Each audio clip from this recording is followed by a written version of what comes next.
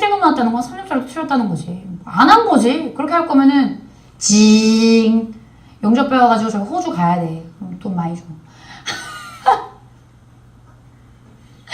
답변을 하는 과정에서 제가 특정 직업을 언급하여 해당 직업에 종사하고 계신 분들, 그리고 라이브 방송을 시청해 주신 분들께 불편함을 드려서 정말 죄송하다는 말씀 드리고 싶습니다.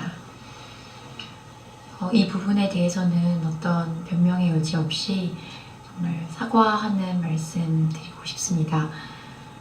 저는 앞으로 말 한마디 한마디 조금 더 신중을 가하고 책임을 질 수 있는 강사가 되도록 하겠습니다.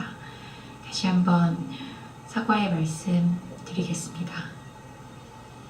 안녕하세요, 아이브입니다.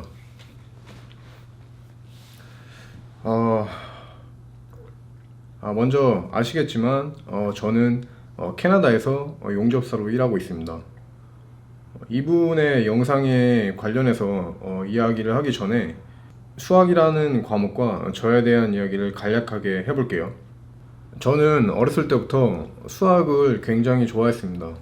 수학은 다른 과목과는 다르게 확실하게 답을 얻을 수 있기 때문이었어요. 그래서 엄청난 재미를 느꼈고 초등학교 과정에서도 수학 올림피아드에 참가했었고, 그 이후로 수능에서까지 수리 1등급을 맞았었고, 대학교 진학도 경제학과로 진학을 했습니다. 대학 과정에서도 국제공인, 세무실무사, 회계실무사 1급 자격증을 취득하였고요. 군대에서도 병과를 선택할 때 특별한 이유 없이 수학을 좋아한다라는 이유만으로 포병이라는 병과를 선택하게 되었습니다. 실제로 관직장교의 업무를 수행하면서 수학적 능력을 발휘하는데 가장 좋은 직책이었고, 이후에 캐나다에 와서 용접 학교에서 받은 성적표인데요. 여기서 보면은 Mathematics랑 Welding Symbols and Blueprints Leading for Welders 이렇게 되어 있죠. 결국 보시다시피 수학과 블루프린트라는 관련된 성적이 압도적이죠.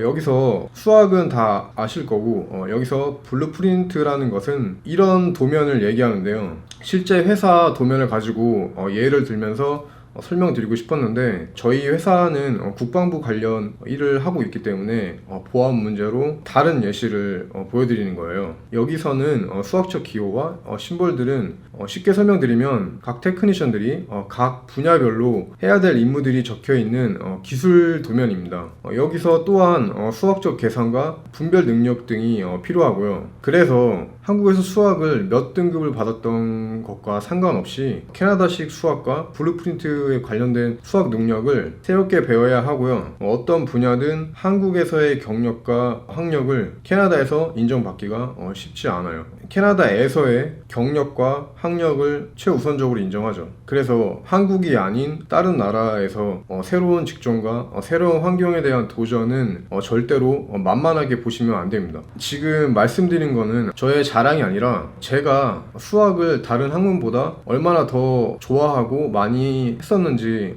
말씀을 드리고 싶었어요. 또 그 밖에는 IELTS 같은 영어 시험의 점수보다 캐나다 회사의 문화, 캐나다의 문화겠죠. 그리고 현장에서의 동료들과 커뮤니케이션, 현장 용어 등이 더 중요하고 배우기가 굉장히 어렵습니다. 저도 캐나다에 와서 정말 스스로 영주권을 취득하고 용접사라는 직업을 선택하기까지 정말 많은 고민을 했었지만, 선택을 하기 위해서 여러 가지 조건들이 있겠죠. 연봉, 취업률, 기술을 습득하는 시간 등등이 있겠지만, 한국에서 상상도 해본 적 없는 용접사라는 직업을 캐나다에서 선택하게 된 결정적인 이유는 직업에 대한 캐나다 사회의 인식이었습니다. 특히 테크니션, 엔지니어, 기술직에 대한 대우와 이런 직종에 대한 차이와 차별적인 인식이 한국과는 매우 달랐습니다. 현재 캐나다 용접사로서 4년 넘게 일하면서 자부심과 함께 저는 스트레스를 받는 일이 있으면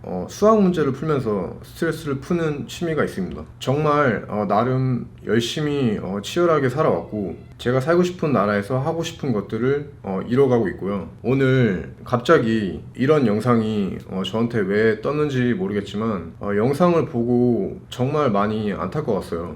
캐나다에서는 이런 차별을 두는 일을 절대 가르치지 않습니다. 서로가 다름을 인정하고 이해하면서 함께 살아가는 방법을 배우고요. 그래서 이민 정책을 시행할 때 공식 언어는 영어와 프랑스어지만 하나의 문화는 없다라는 슬로건을 내세워서 다양한 언어, 문화, 직종 등의 차별을 절대 두지 않습니다. 모든 사회에 차이와 차별을 구분짓는 가치관 형성은 가정교육도 중요하지만 사회교육 시스템을 현장에서 책임지는 교육자분들의 역할이 저는 크다고 생각하는데요. 제가 캐나다에서 아주 어렸을 때부터 교육을 받지는 않았지만 이 캐나다의 교육 체계를 보면은 사람의 가치관을 형성하는 그런 교육 시스템이 굉장히 잘 되어 있다고 생각하고 그렇게 생각하는 이유는 굳이 교육을 직접 받지 않더라도 그런 교육을 받고 자란 실제 캐나디언 들과 부딪히면서 일하고 생활하고 같은 사회에 있으면서 느끼는 부분이 큽니다. 흔히들 한국과 캐나다를 비교할 때 교통, 의료, 어떤 사회적 인프라, 경제 규모, 군사력 이런 등등 눈에 보여지는 지표들만 보고 비교들을 많이 하시는데요. 제가 생각하는 기준은 좀 많이 달라요. 뭐냐면 개인 한 사람 한 사람의 가치관과 인성 그런 사람들이 모여서 사회를 이루고 국가를 이루는데 그 가치관과 인성이 잘 보여지는 부분이 사회적 약자, 빈곤층, 바라보는 사람들의 시선이고 어떻게 대처하고 행동하는지가 저는 가장 중요하다고 생각하거든요. 어떤 보여지는 지표가 아니라 실제로 그 사람들이 사람 대 사람으로서 어떻게 행동하고 어떤 인식을 갖고 있고 어떤 가치관을 가지고 행동하는지 저는 그게 결정적으로 한국과 캐나다가 다른 점이라고 생각해요. 아무튼 이런 발언이 많은 어린 학생들의 가치관에 큰 영향을 줄 수 있는 사람에게서 나왔다는 게 좀 충격적이고요. 정말 이분이 돈과 명예가 목적이시면은 다른 방법으로 꿈을 이루시는 게 좋을 것 같다는 생각이 들고요. 사과를 하는 게 문제가 아니라 본인의 가치관과 인성을 너무나 적나라하게 보여주어서 앞으로도 계속 교육 쪽에 일을 하시게 되면 이 강사를 따르는 많은 학생들이 정말 걱정이 됩니다. 이제는 고착화된 사회적 안 좋은 인식들이 또다시 다음 세대에게 영향을 주어서 악순환이 되는 한국 사회가 안 되었으면 좋겠습니다. 정말 간절히 바라고요. 그러면은 다음에는 이런 안 좋은 소식 말고 좋은 소식으로 꼭 다시 만났으면 좋겠습니다. 그러면은 다음에 뵐게요.